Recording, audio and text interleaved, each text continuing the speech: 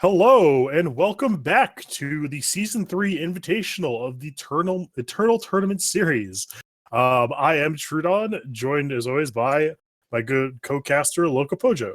Welcome. We got an exciting matchup today. Stone Scar Aggro versus Big Combray in the losers bracket. So we are heading through and should be a pretty exciting game with Mesmorazor versus Ski J.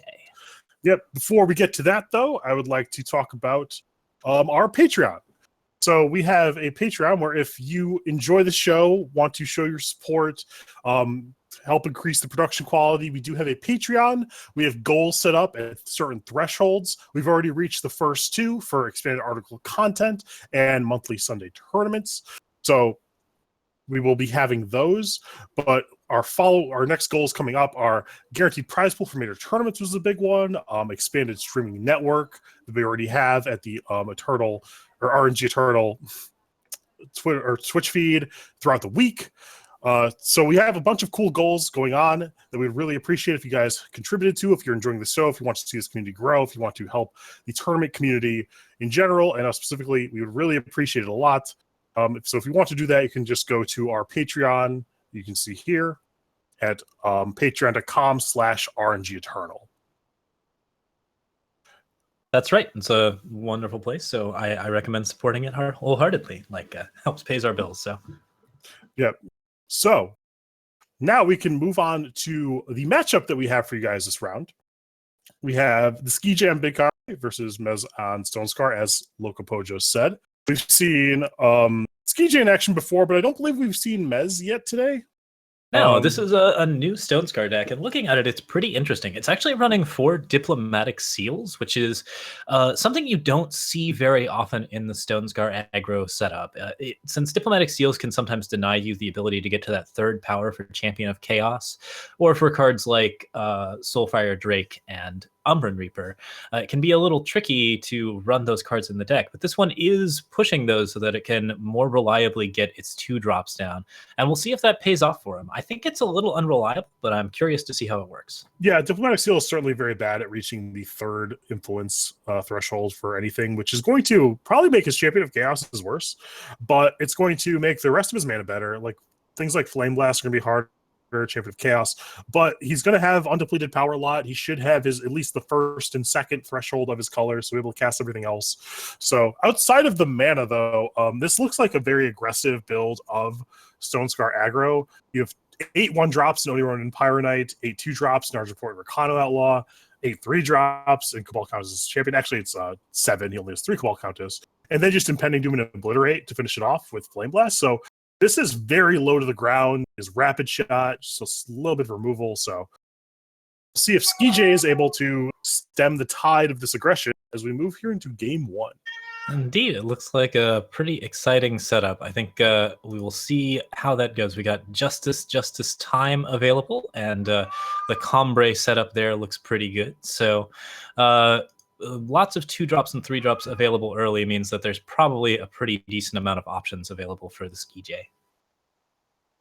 Yeah, and he is going to have like a reasonable curve here. He has the Combray healer, he has the Sanctify, he has the Vanquish. Mez is going to get to play an Argent Port, go 2-drop, 3-drop, 4-drop. His draw is actually also very good.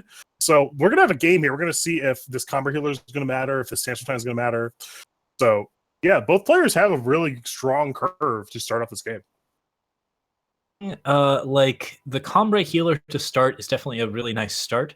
Mesmerizer is going to be able to set up the Champion of Chaos pretty early with that Seed of Chaos. This is a more low to the ground Stone Scar archetype than you generally see, and this is something that we've been seeing a lot of as Umbran Reaper and Soulfire Drake are pushed a little out of style with those heavy influence requirements. So it tops at 5, and we're actually seeing Granite Monuments and a lot of 1-drops in here. So there's a lot of early aggression, but it might have some issues if it can't get a firm hold on the early game, which Ski J appears to be preventing pretty well. Yeah, this Sandstorm Titan currently doesn't have an answer. The Flame Blast doesn't deal with it. He can't attack in with the Champion of Chaos and possibly trade, which was likely what we will see. Although Ski J could just Valkyrie this turn on the Champion or even Vanquish it, but we do see the Sandstorm Titan come down. So yeah. There's a little bit of extra damage pushed from Mesmerizer at that point, which is pretty worrying. But Skij has lots of options to deal with this champion, and he gets another look at his opponent's deck. He doesn't have to throw the Vanquish early, which is nice, so that'll be up for when Impending Doom comes out. Yeah, and given the texture of Mez's hand, I think you just offer this trade with the Champion of Chaos. I don't know like what else it's doing. I mean, you can't really wait 2 turns to get 6 mana to Flame Blast it. Like a bunch of stuff is going to change between now and then. I think you just like offer the trade for 4 damage. If they don't trade, that's cool. You get 5 damage as well. So yeah, those are a good attack there. And now plus the Cabal Countess because the Impending Doom cannot attack through Titan.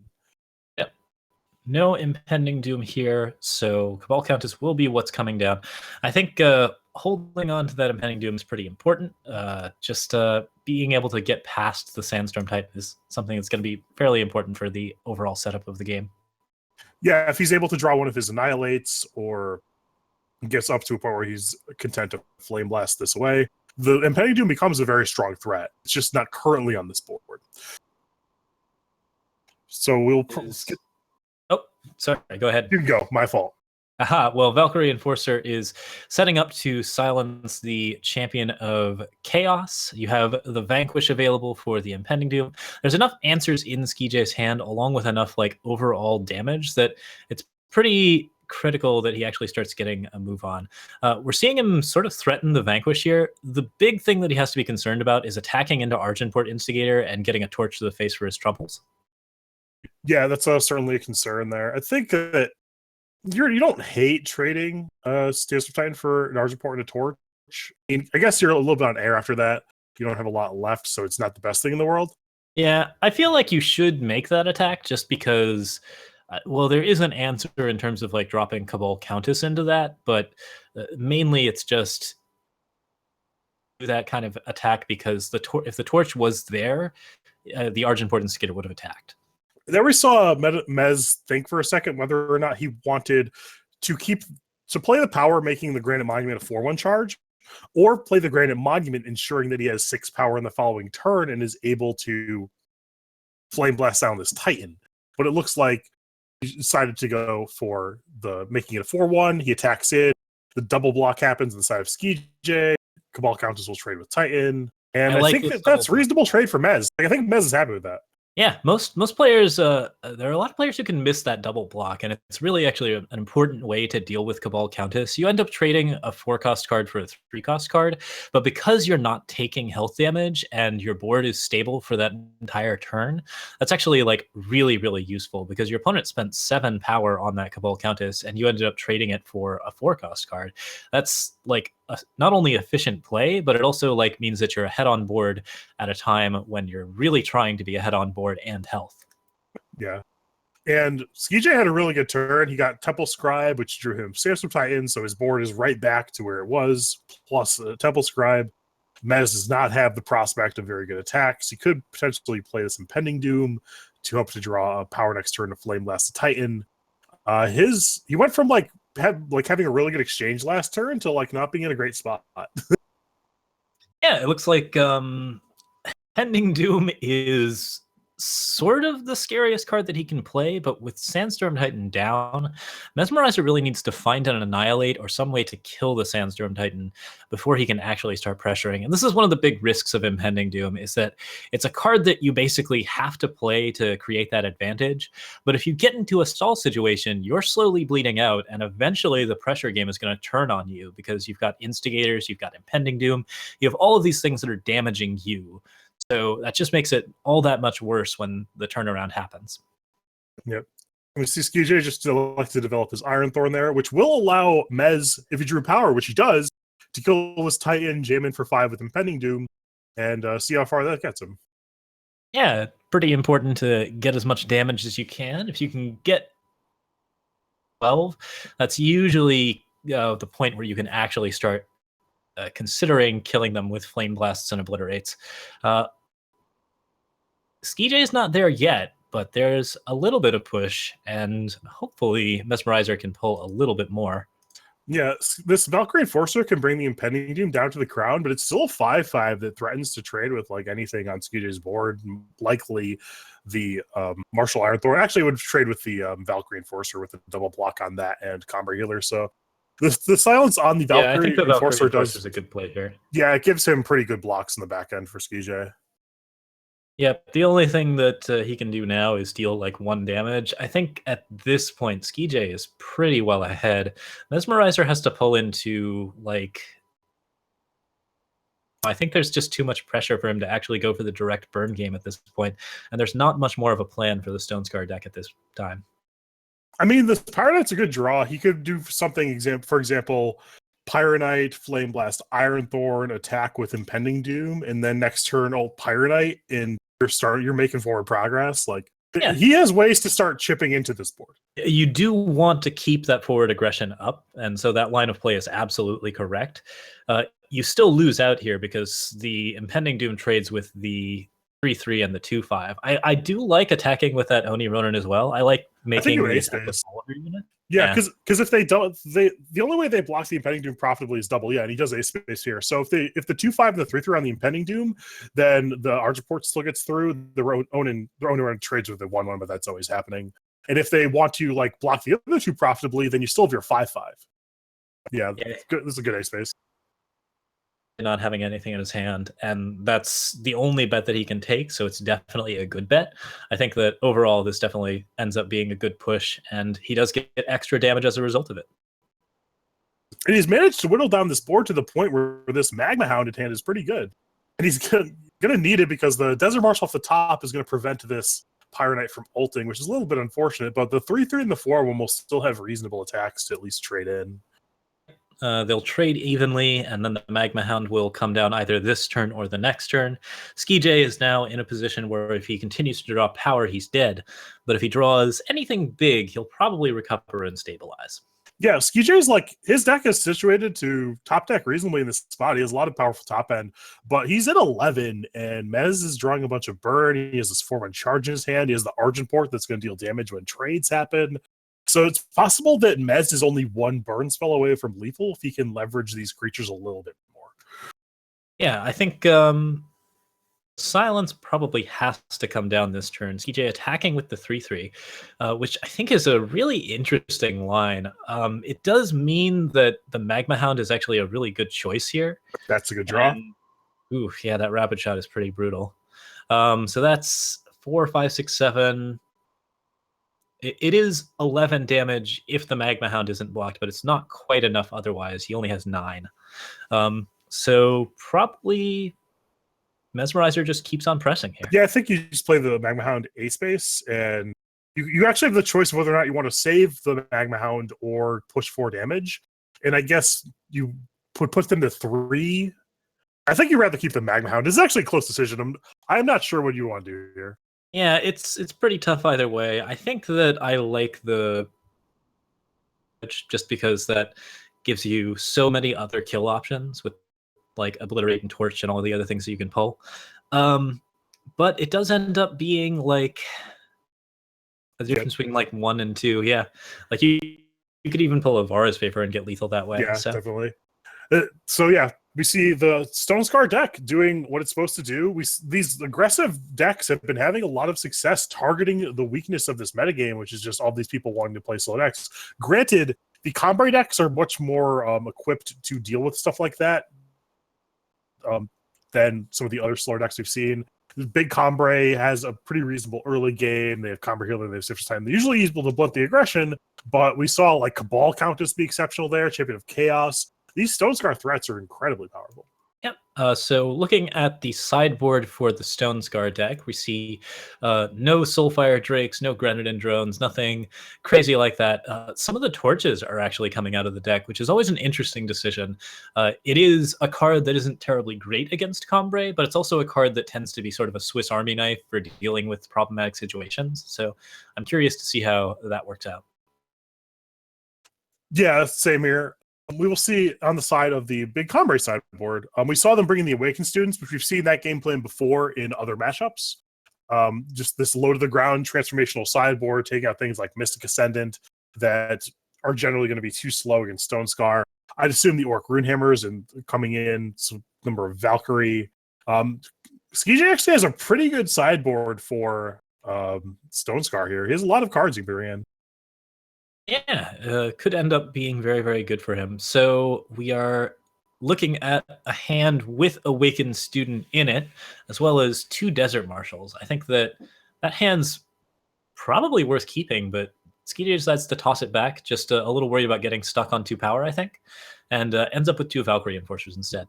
Here's a hand for Mez where these diplomatic seals actually get to be great. Like when you draw them in the beginning, you get to use them to sculpt your mana in a way that's actually very powerful. It's just that when you top that thing later and they can't get any influence, it's a little bit awkward. But certainly you're seeing here the upside of them. Yeah, there's a beautiful curve here. 1, 2, 3, just exactly what you want. And then Impending Doom makes 4. So Mesmerizer is going to be playing a card a turn. He has no tricks, but he's going to be going straight in for the beats. And with those war cries and all of that other stuff going on, I think he has a pretty good chance of pushing on this relatively slow hand from Skij. Yeah, the 3/3 Awakened Student actually does like pump the brakes on these 2 power creatures, but we will see the Champion of Chaos come down, and it will be attacking with at least one side empowered next turn. So while these little creatures are kind of colded right now, a lot can change that, just like a Torch or a Rapid Shot. Yep, both of these Valkyrie Enforcers are likely to come into play against the Pyro Knight and the Champion. Mesmerizer probably has a lot more cards that he's going to be threatening with, and that Pyro Knight is going to remain a threat.